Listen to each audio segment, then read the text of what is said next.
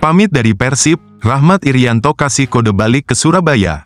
Persib Bandung resmi melepas salah satu gelandang multifungsi terbaiknya, Rahmat Irianto, pada Kamis, tanggal 12 Mei tahun 2025.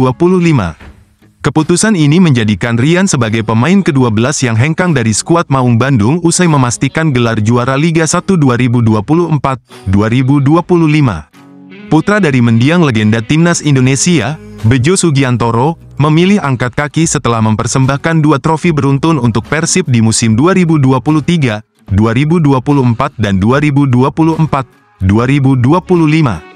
Kepergiannya sejalan dengan habisnya masa kontrak yang ia tanda tangani sejak didatangkan pada musim 2022-2023.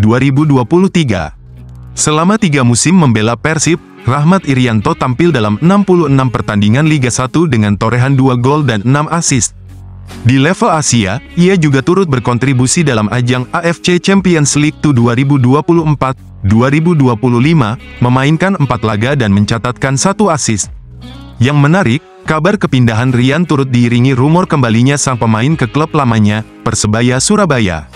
Spekulasi ini mencuat di tengah alasan personal yang disampaikan sang pemain, yakni keinginan untuk menemani sang ibu pasca wafatnya sang ayah. Jelas pasti sedih, berat, karena ada 2 sisi yang dikorbankan. Pertama, saya meninggalkan kota ini dengan memberikan 2 prestasi dan yang kedua saya kehilangan bapak saya.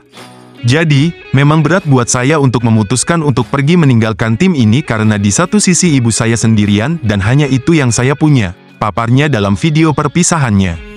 Ucapan penuh haru ini seolah menjadi sinyal kuat bahwa Rahmat Irianto ingin lebih dekat dengan keluarga dan tentu saja membuka peluang untuk kembali ke Surabaya. Liga 1 makin internasional, Persebaya tanggapi wacana 11 pemain asing. Wacana penambahan kuota pemain asing di Liga 1 menjadi 11 pemain mulai ramai diperbincangkan.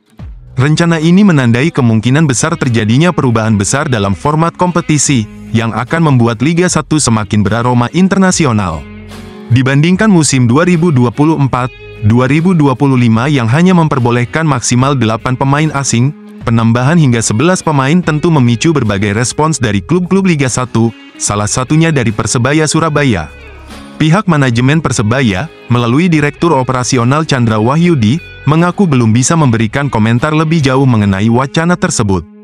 "No komen dululah, belum jelas juga," ucap Chandra singkat saat dimintai tanggapannya. Wacana ini sendiri pertama kali diungkapkan oleh Direktur Utama PT Liga Indonesia Baru, Ferry Paulus, yang menyebut adanya evaluasi menyeluruh soal komposisi pemain asing untuk musim depan.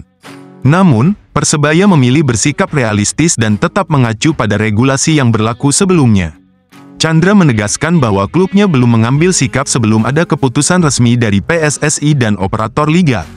"Kami beriringan dengan regulasi, karena nanti regulasi dari PSSI kami juga belum tahu, tapi kami berkaca dari musim kemarin," pungkasnya.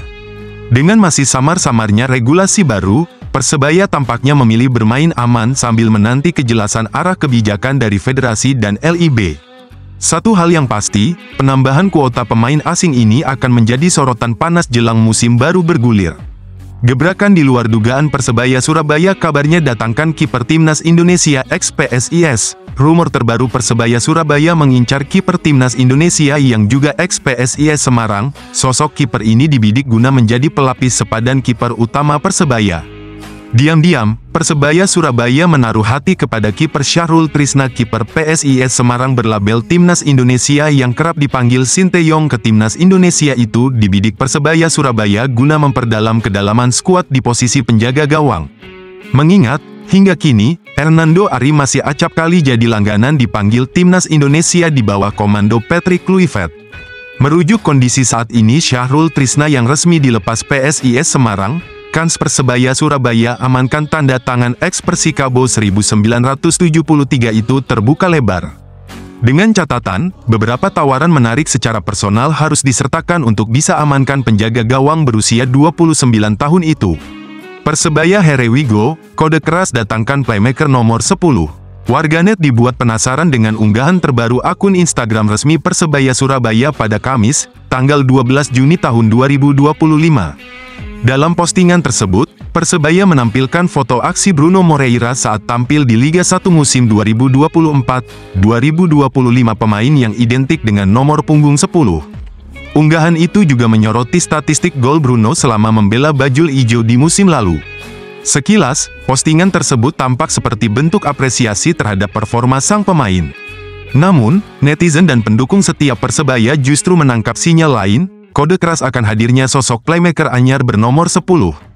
Spekulasi pun langsung bermunculan, salah satu yang paling santer adalah dugaan bahwa Persebaya akan merilis kembali Ze Valente, yang sempat dipinjamkan ke Persik Kediri selama musim 2024-2025. Menariknya, Ze Valente juga mengenakan nomor punggung 10 selama membela Persik, yang semakin menguatkan dugaan tersebut.